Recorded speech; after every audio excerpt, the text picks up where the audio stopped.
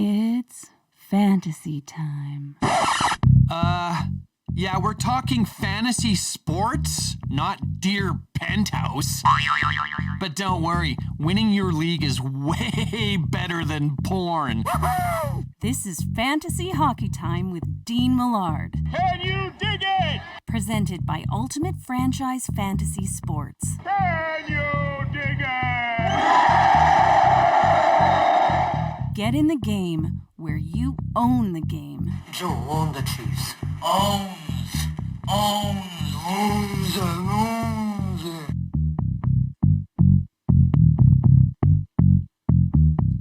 Hello there and welcome to Fantasy Hockey Time, presented by Ultimate Franchise Fantasy Sports, and you are watching this on the Ultimate Fantasy Sports Network. I'm here to help you win your league and hopefully make it a whole lot better as we recap the week in fantasy and look ahead to the week that will be. And we get things going right off the bat with the question of the day. This is a serious message. Peace and love. Peace and love. So in one of my leagues, it was our trade deadline today, and a bunch of leagues I know had their NHL trade deadlines in fantasy as well. So the question is, what big deal did you make to take a run at your hockey league? In my one league, which is, unfortunately, it's a weekly league, but there's so much parity. There was so much movement today.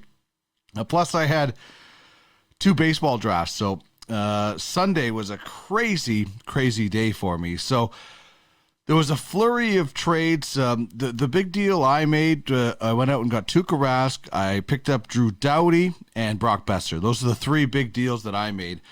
I gave away a lot of my future. I don't have a lot of picks. I've got a few prospects, and that's about it. But I am definitely trying to make a run and try to win this year.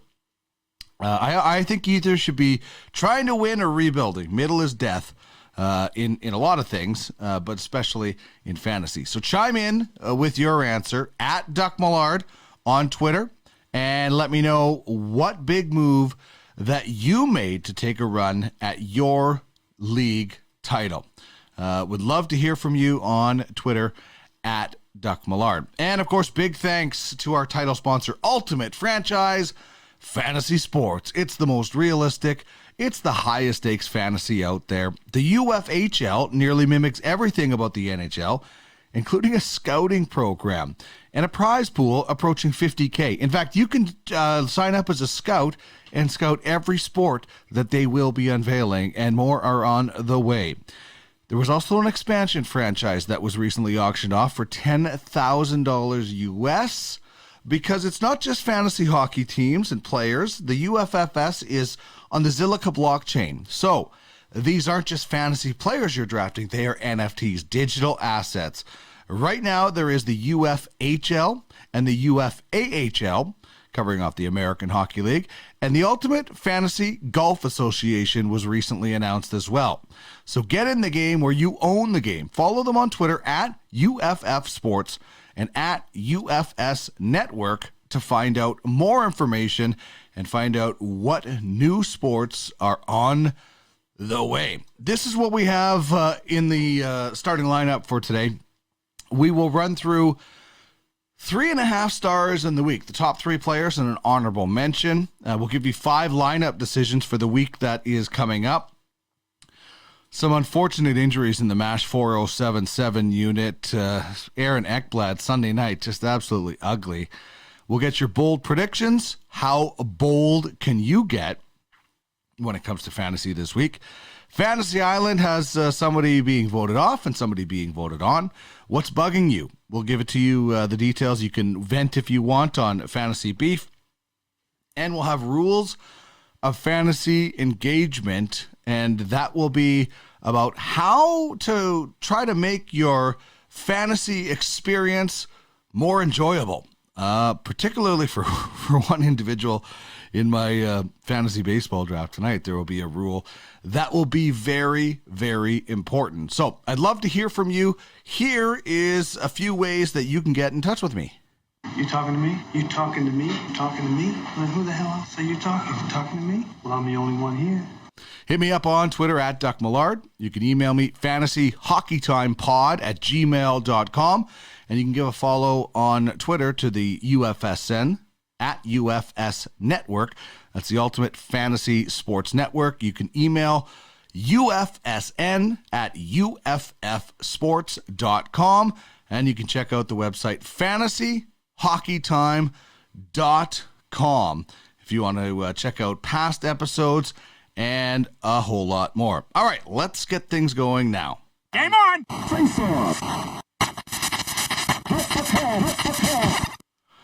All right, I absolutely love using the old Blades of Steel music for that one. So here's what we have going on our 3.5 stars of the week. Cam Talbot, former Edmonton Oiler, really good guy too. I really enjoyed my time being able to cover Cam Talbot when he played for the Edmonton Oilers. And man, he had the Minnesota Wild absolutely rolling this week. 3-0 record, a .967 save percentage for Cam Talbot.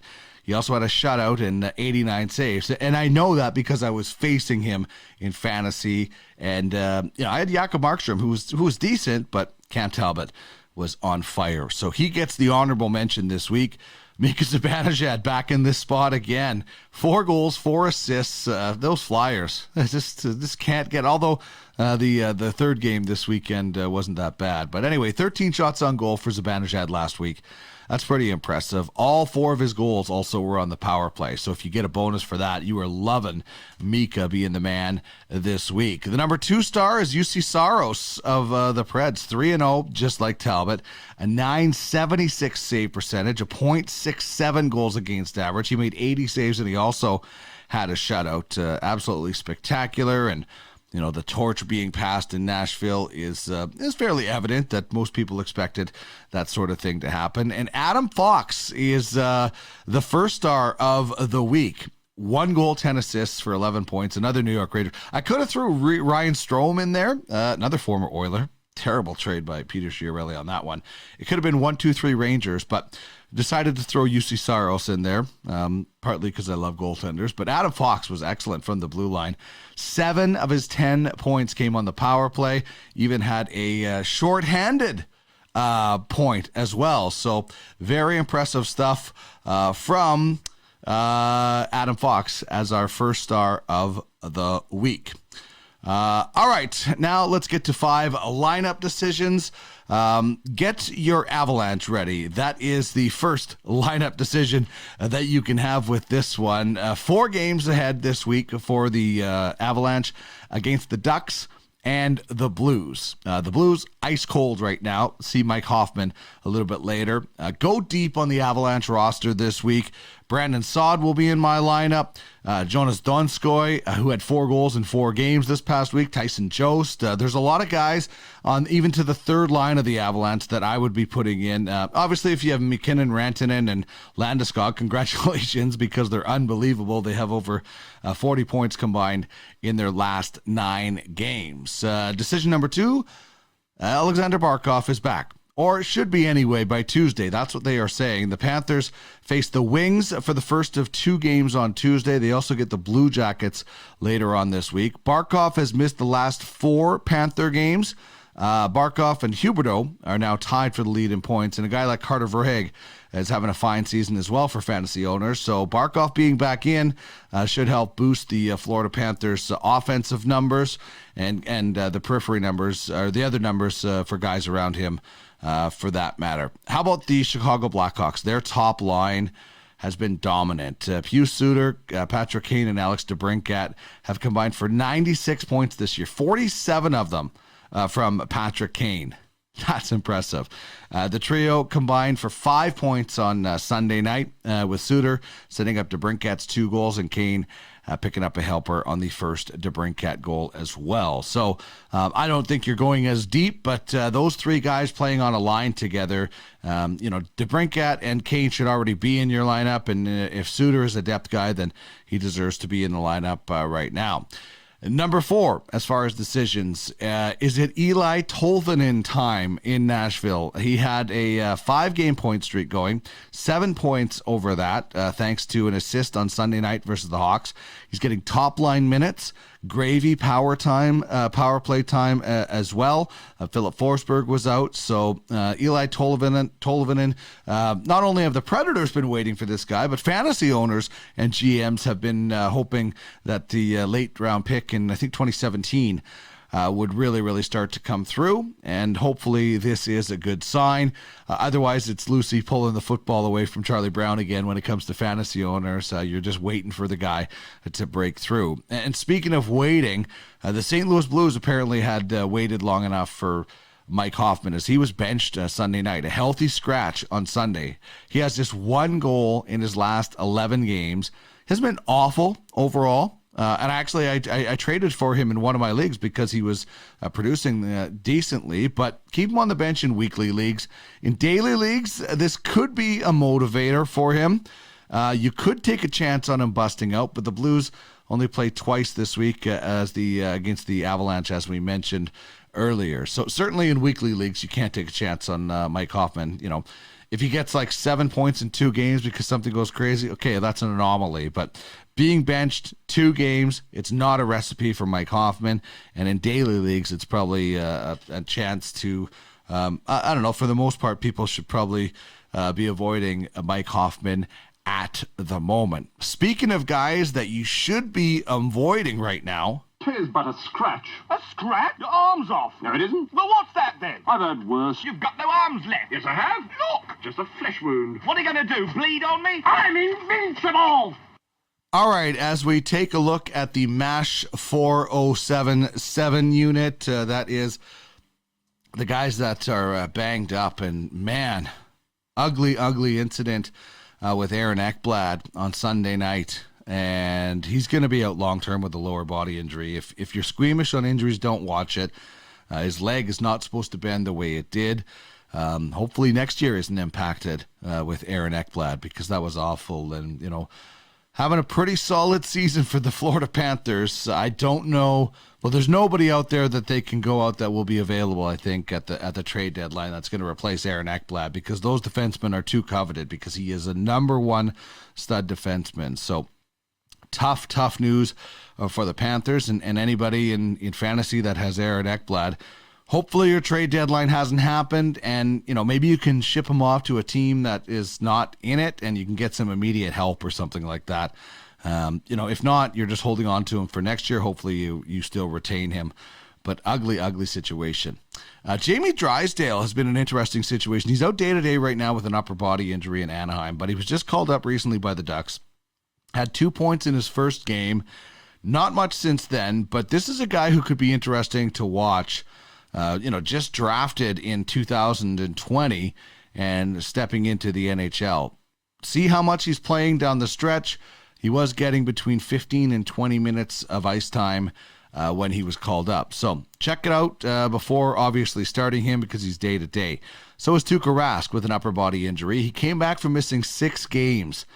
Then left during the overtime loss to the Islanders, missed Saturday and Sunday against the Islanders as well. Boston gets the Devils next on Tuesday, but it's only a 3-game week, and even if he comes back, he might only play 1 game, as they will ease him back into the lineup. So weekly leagues, it's again not Tuukka time. I would not be starting Tuukka Rask right now in a weekly league. Obviously, if he is starting in daily leagues, get him in there, but I would be avoiding it right now. I have him on one of my teams in a weekly league, unfortunately, so he's going to be on the bench.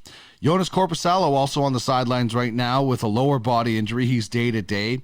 Lost in overtime to the Canes on Thursday, gave up 4 goals on 33 shots, and then was not available on the weekend.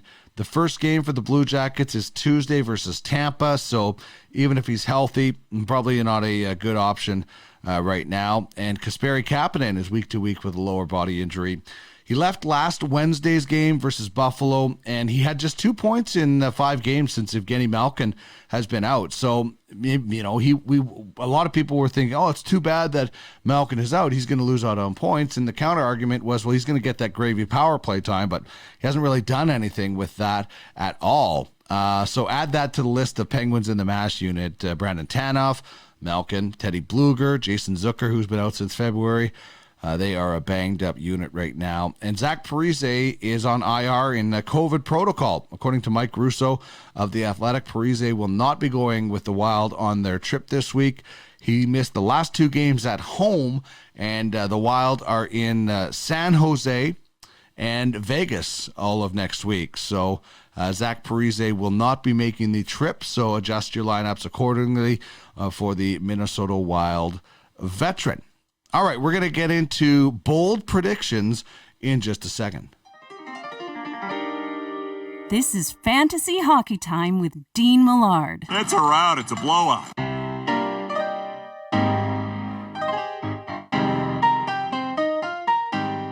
Fantasy Hockey Time is part of the Ultimate Fantasy Sports Network, your one-stop fantasy sports shop. We are building something all fantasy fans will love, and we are looking for quality programming to be joining us on the network. Whether you have a daily, weekly, or even a monthly show, if it's about fantasy, we would love to chat. Follow at UFF Sports. Give a follow to at UFH League, and of course, UFSN at UFS Network for more information on how you can own the game. All right, now it's time to get into some bold predictions. Hear me now and believe this later. Prediction? Yes, prediction. It's a bold strategy, Cotton. Let's see if it pays off for him. We want to pump you up. Okay, I talked about the Avalanche earlier, and so this is my bold prediction. Brandon Saad, just 1 point in his last 6. This week, he busts out in a big, big way. 2 goals, 4 assists, 10 shots on goal for Brandon Saad. As mentioned, they've got the Ducks and the Blues twice this week. So I'm going Brandon Saad is going to bust out in a big, big way against the Blues and the Anaheim Ducks this week. And that is my bold prediction. If you have a bold prediction, would absolutely love to hear from you. Hit me up on Twitter at Duck Millard and let me know how bold you can be. Welcome to Fantasy Island.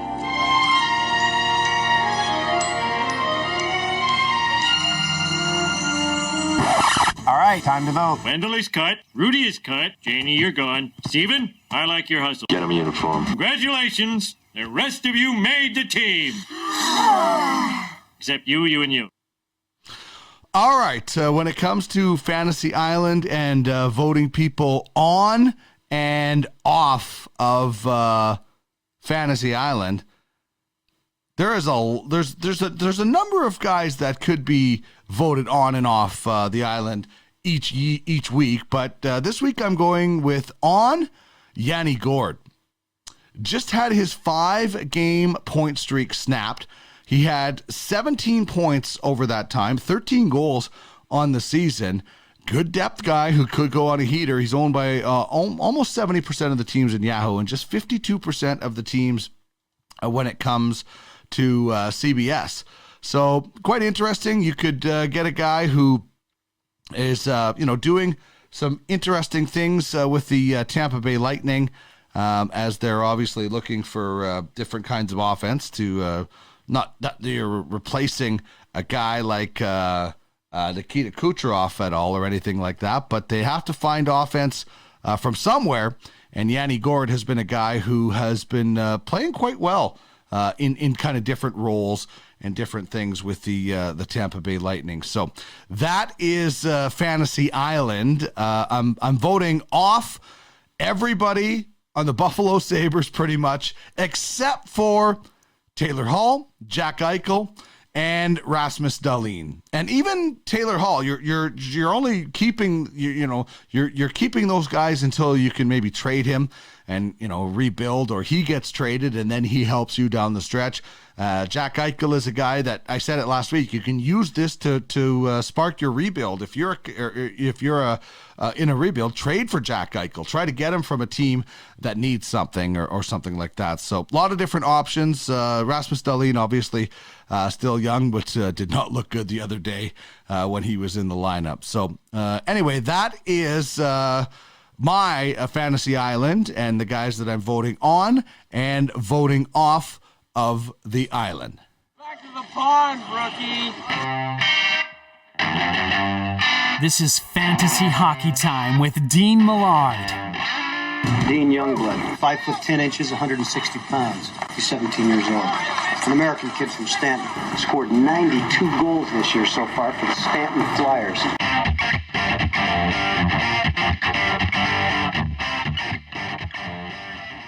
Oh, I could talk about Youngblood all the time, and I could talk about Ultimate Franchise Fantasy Sports as well, because they are the presenting sponsor of Fantasy Hockey Time. It's easily the most realistic platform around. It's also high stakes. It's not just your $100 fantasy league that you can get freaked out about. This is actually massive, massive stakes. And the Ultimate Fantasy Hockey League mimics just about everything from the NHL, from a scouting program to actual playoff series after a playoff draft where you pluck from the non-playoff fantasy teams. And they're just fantasy players. They are NFTs, digital assets on the Zilliqa blockchain, non-fungible tokens. And you can bid and trade and build your own team or your scouting platform with these NFTs. With UFFS, you own the game, so get in the game. Follow them at UFF Sports, at UFH League, and at UFS Network for more information. Am I hot? Yeah, I'm hot. It's some bull crap. I'm your huckleberry. Well, we're waiting. That's a crock of crap. You shut your mouth when you're talking to me. Boy, that escalated quickly. All right, my fantasy beef is with CBS. And you've probably heard this before from me, but they just do not do hockey. They suck at hockey. CBS sucks for hockey. Do not host your league on CBS for hockey. I will not play in another CBS hockey league. It's a joke. This past week, the Montreal Canadiens played the Edmonton Oilers. Well, no, of course they didn't. The games were postponed. But on Monday, when the game was supposed to happen, Thomas Tatar was locked in on my lineup. So was anybody else that had an Oiler or a Montreal Canadien. So I couldn't take him out of the lineup.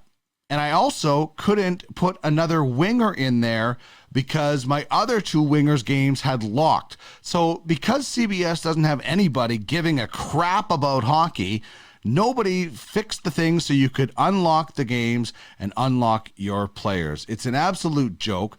Then for the rest of the week, I couldn't put anybody in because all my wingers had already played. So don't ever go on CBS if you're on hockey. It's the absolute worst for hockey. They just don't care.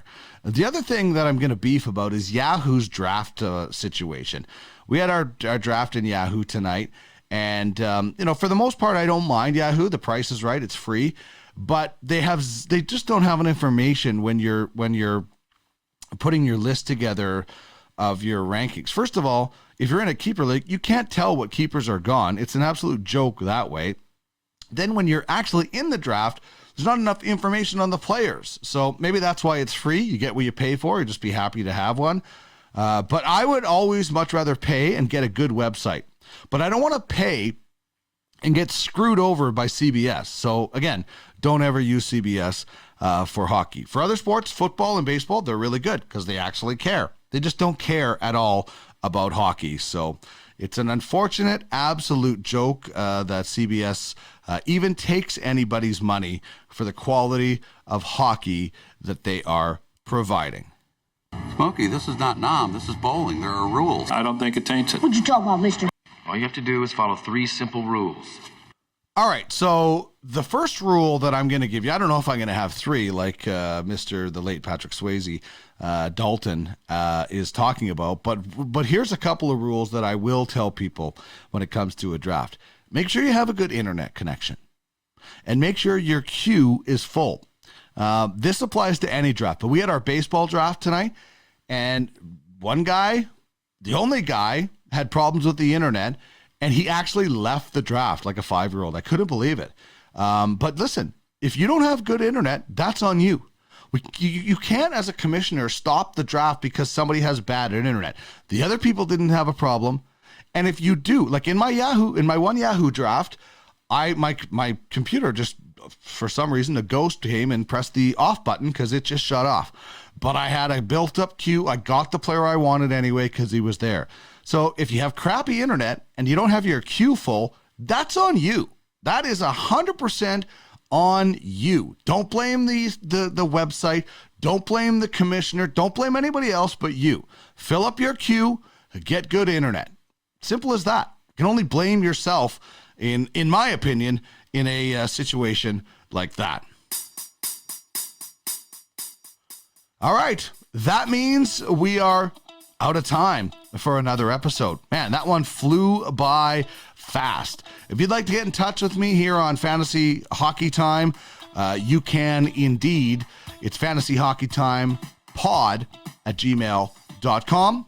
And of course, Fantasy Hockey Time is a part of the Ultimate Fantasy Sports Network. UFSN is your one-stop fantasy sports shop. Follow along on Twitter @UFS Network.